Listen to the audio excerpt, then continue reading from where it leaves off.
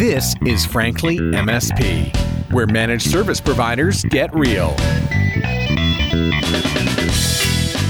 Hey, and welcome to episode 39 of Frankly MSP, the podcast for managed service providers who want to boost their productivity, efficiency, and profitability. I'm your host, Jennifer Tribe. On the show today, I chat with Ted Hulsy, Global Head of Channel Marketing at Dropbox. If you've been in the MSP industry for any length of time, you probably know Ted, or know of Ted at least. He's been a fixture in our space for quite some time. He was previously at SonicWall, eFolder, and Itopia before joining Dropbox in 2018. And as he mentions in this interview, he's been an active participant in the HTG peer groups, now called the IT Nation Evolve peer groups, for a while as well. We talk about making that first sales hire in your business and why the real question is not who you're going to hire or even how are you going to structure their comp plan, although we do talk about those things too. But the real question is, have you set them up for success? And we talk about what that looks like and how you can do it. But first, our One Thing segment, where we hear from an MSP about one thing that's made a difference in their business. Today, we have Beth Burnside from CMIT Solutions of Erie. I think, an overall secret to success is really just focusing on the managed service business model itself. When I started the company back in 2007, we were strictly a managed service provider. So in our market, that was a kind of a cutting edge thing at the time, but it was the only business model I really believed was right. So that has really allowed us, a strict focus on managed services alone has allowed us to attract the kind of clients we want that make it easier to build a very effective, efficient business as you grow, because there's so much predictability to the model. And we find that every time we add a client, it might be a little bit of craziness in the beginning while they're onboarded. But once they're onboarded and, we stabilize everything, we just continue to be able to add clients without adding staff.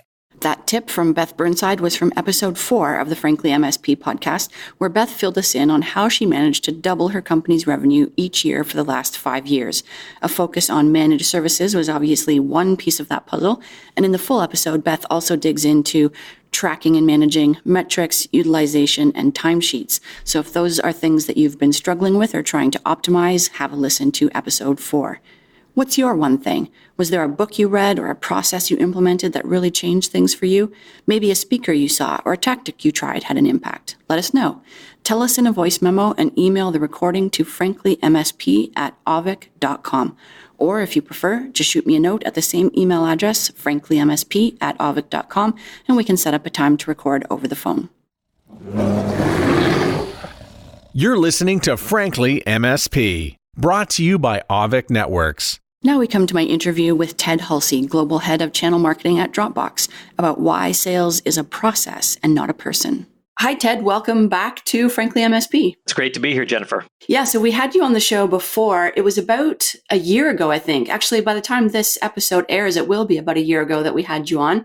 And last time you were talking about how MSPs can use their vendors to get, quote, more than their fair share of marketing resources from vendors. That was a very interesting interview. A lot of good nuggets in there for MSPs. Today, we're going to be talking about sales and an interesting story that you have about talking to an MSP. I know you get asked this a lot about sales and, how do I go about building my sales organization? What are the first steps I need to take? So why don't you tell us that story about the MSP that you met? Yeah, I've been involved with the IT Nation Evolve peer groups for almost 10 years across several different companies. And most people know of that peer group as HTG. But almost every quarter when we get together with partners in those meetings, the topic of sales comes up. How do I hire the right salesperson? How do I build a sales team? How do I compensate them? And I think one of the big insights I gained once was we were in one of those typical peer group gatherings, and I asked one of the MSP business owners in the room how he successfully hired his first salesperson. And the really amazing thing was he proceeded to walk us through all the different things he did to get ready to hire that first salesperson, but he said nothing about the attributes of that person. And I think MSP business owners often struggle because they think their job as a business owner is to go hire a sales superstar, to hire somebody who's just going to, like a silver bullet, solve all of their sales problems. And that's really a big mistake. It's not really about that person. It's more about getting your business prepared to hire your first quota-carrying salesperson. To me, that story just kind of hit me between the eyes. I took copious notes as the gentleman was talking and learned all about what he and his business partner had done to prepare their business. And to me, the big conclusion I came away with is sales for an MSP is less about a person and it's more about the process. Can you tell us more about some of the things that he did to set up his business before he made his first sales hire? One of the very first things that all of your listeners need to recognize, especially the business owners online, is, you probably are doing all of the sales, you as the business owner, and you have been for a long time. And what ends up happening is there's all this accumulated wisdom that's up in your head. You know how to talk to the prospects, you know how to talk to existing clients, you know all the levers you can pull to get a deal done. You are totally authorized as the business owner to put any kind of proposal in front of your client or the prospect that you want because you are the business owner. And so one huge problem that most MSPs face from the get-go is that their MSP offering is not sufficiently documented. And so when you go to try to hire your first salesperson, they step into an almost impossible situation. The collateral isn't ready. The quoting tool isn't sufficiently set up to quote the solution and to put proposals in front of clients.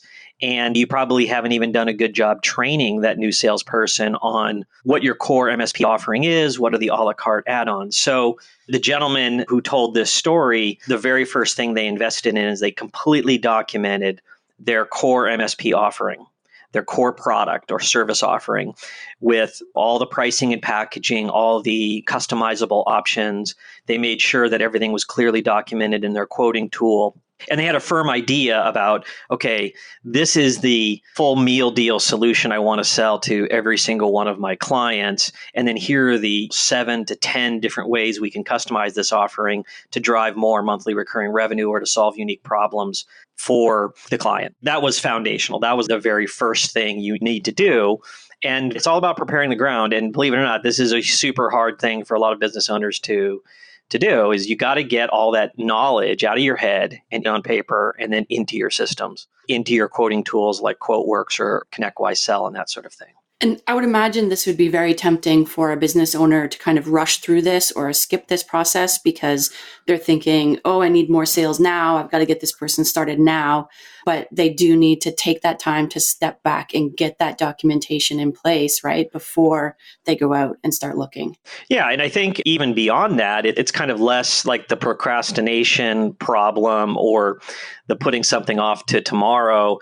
It's more that there often is in most MSPs a big confusion around exactly what you want to be selling to the client. If you look back at your installed base of your clients, you'll see that almost everything was a bespoke offering. Naturally, over time, clarity emerged and you end up selling. There is a 90% solution for your clients, but there's not an intentionality. And I think that the key test is, do you have marketing collateral? Do you have selling tools? Does your website?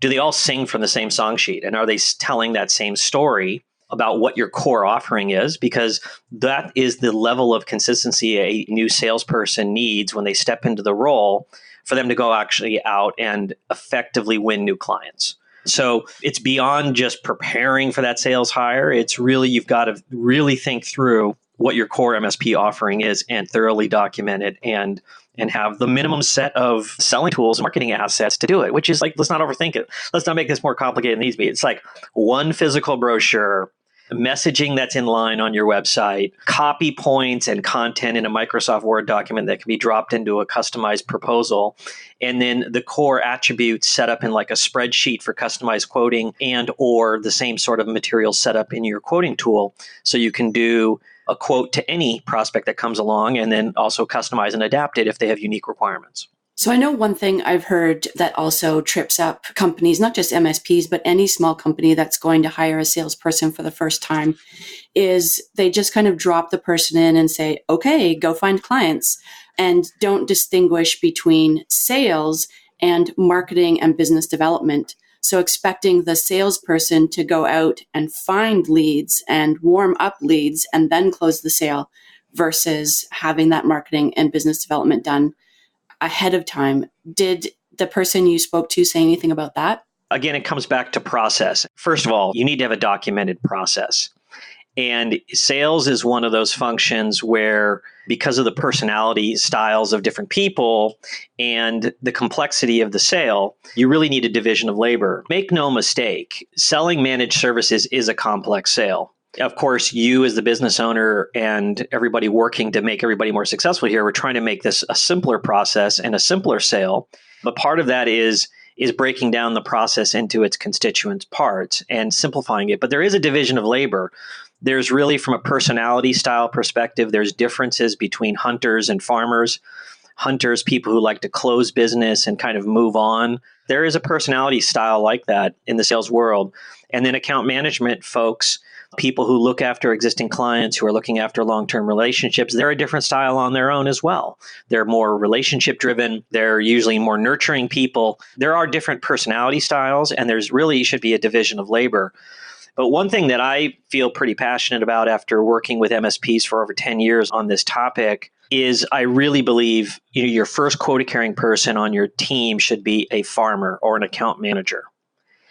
And the reason for that is, if you look at your clientele, it's like an iceberg. The business opportunity is not what you see poking above the water. It's the massive opportunity down below.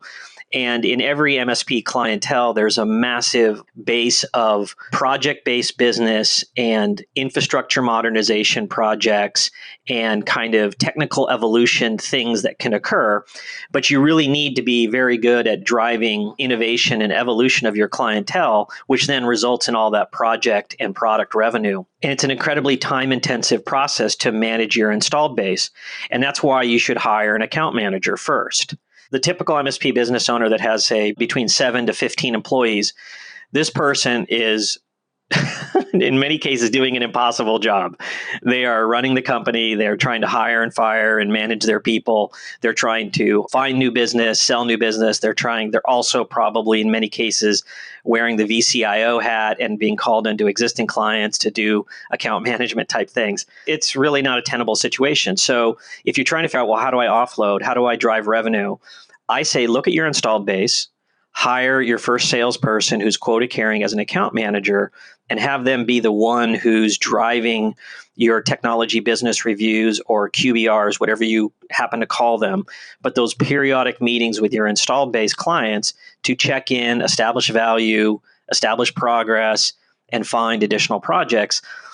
That is really an account management function. And it takes a ton of time. If you say have 35 clients and you're trying to meet with them, at least once a quarter, or every half year, that's a ton of work just to get those meetings on calendar. And I think if you really ask most MSP business owners, to be honest about the cadence that they're meeting with their clientele, it's not where it needs to be. And one of the key ways to solve that problem is to have an account manager whose job it is to coordinate all of those activities. It's not about going on winning new accounts. It's about managing your existing clients. This is a huge thing I'm really passionate about. An account manager is not a vCIO. And a vCIO is not an account manager. vCIO, if they're truly like a CIO caliber person who is going to be doing technical advisory for your clients, they don't want to do a bunch of account management work. And they're not cut out for it. Again, divide the labor. When you think about the sales process, if you really want to master bringing on your very first person and giving them a quota, it should be the safest path forward. And this is what this MSP business owner did in this HTG group is they first hired an account manager to take off all that workload from the business owners and to do a really rigorous process with the installed base. You mentioned off the top that structuring sales compensation is a question that you get a lot. And so looking at this account management versus sales, hunter versus farmer, are there differences in a compensation structure for those two types? And if so, what should that look like? There actually aren't massive differences between the comp plan that you would put an account manager on versus a hunter or an account executive. First, let's get out of the way. One of the biggest mistakes often business owners will make is they look at the sales function and they think, hungry salespeople. These people are survivors. Let's put them on a 100% variable compensation program where they eat what they kill exclusively. Don't do that. It's not a winning formula. Any sales pro out there, whether an account management type or an account executive type, farmer or hunter, if they're a professional and they have some experience under their belt or a lot of experience under their belt, they will not work under those terms. Anybody who's willing to sign up for a 100% variable comp structure is usually somebody who's in a desperate career situation and is selling you on them and not probably telling you the truth about how they're going to perform. So the very first principle is make sure you've got a balanced comp structure. I think if you've got a good account management role or you've got an account executive role, you should have a 50-50 comp structure. 50% base, 50% variable. And if we just talk about the account manager first, it's pretty simple. You have historical data on what the retention rate of your clientele is. So you know what the recurring revenue run rate is, your MRR run rate, and you know what the kind of organic productivity of projects and installed base sales have been. And really the first job of an account manager is retaining clients. So the first thing the account manager is supposed to do is just keep that revenue, that MRR machine running. And so the variable component of their compensation is probably like 70% of it should be thought about as retaining the existing MRR. And then plot out over a 12-month period, how much project and product gross margin dollar do we want to drive from the installed base of the clientele? And you put a plan out there, and that becomes their quarterly goal. And you basically tie the variable comp to the retention of MRR and the growth of MRR and give them a realistic plan. And then on the hunter side of the equation, after you've already hired an account manager and you've gotten in a rhythm of managing somebody and you actually feel confident about hiring a hunter, same sort of exercise, 50-50 base variable. And then with the hunter, it's more about winning new MRR and making their variable compensation tied to bringing in new monthly recurring revenue. So you're recommending that you hire an account manager first, one of these farmers, and then a hunter or an account executive. How do you know when you're ready to hire that hunter? Great question. I think you'll know you're ready to hire a hunter when you feel like your account manager is working at a good rhythm and increasing levels of productivity every month and quarter. My suggestion is to be patient. It'll probably take you 12 to 18 months before you feel like your account manager has reached levels of high productivity. But that should have already yielded you a lot of revenue growth. I just sat down with an IT Nation Evolve peer group last week, and we were recapping 2018 growth, and maybe 5 out of 11 companies had a really good 2018. And like 4 of the 5 that had the really good year, they really drove the bulk of the revenue from their installed base and not from new clients. So they had just really good project flow. So when you look at it, you hire the account manager, you have them on a variable comp plan, they're retaining revenue, and then they're starting to drive a lot of project and installed base work, and they're evolving the client infrastructure as they go. So if you do that for 12 months, then you're ready to go out and hire an account executive and hire a hunter. A lot of the same principles apply. Everything you've put in place, from thoroughly documenting your offerings to having documented processes, having tools like a quoting tool in place, making sure you're using some sort of CRM technique, and then you have a good comp plan. You've prepared the ground, and you've now prepared the ground for the hardest thing that most business owners face, which is, how do I hire a new person to win new business and new clientele? If you've prepared the ground and you've checked off all those other boxes, you're going to have a much easier time hiring somebody in who doesn't have to be a superstar. They don't have to be a superman or woman. And they're going to be able to come in and they're going to have a well-documented offering and process to bring in new clients. And you've already got like a year or two under your belt of managing a quota-carrying salesperson in the form of your account manager. It's going to be that much easier hiring that and managing that account executive who's hunting down new clients. That makes total sense. And one last question. So, I know techs are hard to find for an MSP. And so when it comes to sales, how important is it that they have experience with managed services or with technology? Or is it better to look for someone who's just a great salesperson and teach them the industry? I would say it's more important to hire for aptitude than domain experience. I think if you really just look at the MSP world, It's a niche world, and there's a ton of complexity. There's a ton of differentiation and uniqueness to the offering that an MSP puts in front of their client. What you've done, I think, by focusing on sales process and focusing on getting all of these things ready in your business beforehand, you've set things up so you don't need to hire somebody who's got 5 or 10 years of MSP experience, because you've adapted your approach to what would be a world-class standard approach for a company to set up a salesperson for success. You've got everything documented. You've got a clear offering. You've got a reasonable comp structure. You've done all those things. And so you really have set it up so you can hire somebody who doesn't need to be a superstar, doesn't need to have 5 or 10 years or any experience in the MSP space. They just need to be a sales professional. And so I think what you're looking for when you're hiring somebody is the work ethic, the coachability, the teachability, their personality style, whether you're hiring them into an account management or an account executive function. The need for MSP experience is going to be super hard to find on the one hand, and it's not really necessary if you've done your job right in terms of preparing the ground for this sales hire. This has been so helpful. Thanks for joining us today, Ted. It was great to be here. That was Ted Hulsy, Global Head of Channel Marketing at Dropbox. I'll put links to all of the things discussed on today's episode in today's show notes at avik.com/franklymsp/039. What's your experience been with building out a sales function for your MSP? Head over to the Frankly MSP community on LinkedIn to share your thoughts and join the conversation. And of course, don't forget to get in touch with me if you want to contribute to the One Thing segment. You can reach me at franklymsp@avik.com. That's a wrap. Till next time, this is Jennifer Tribe. Thanks for listening. Frankly MSP, brought to you by Avik Networks, the most efficient and profitable way to manage your clients' networks.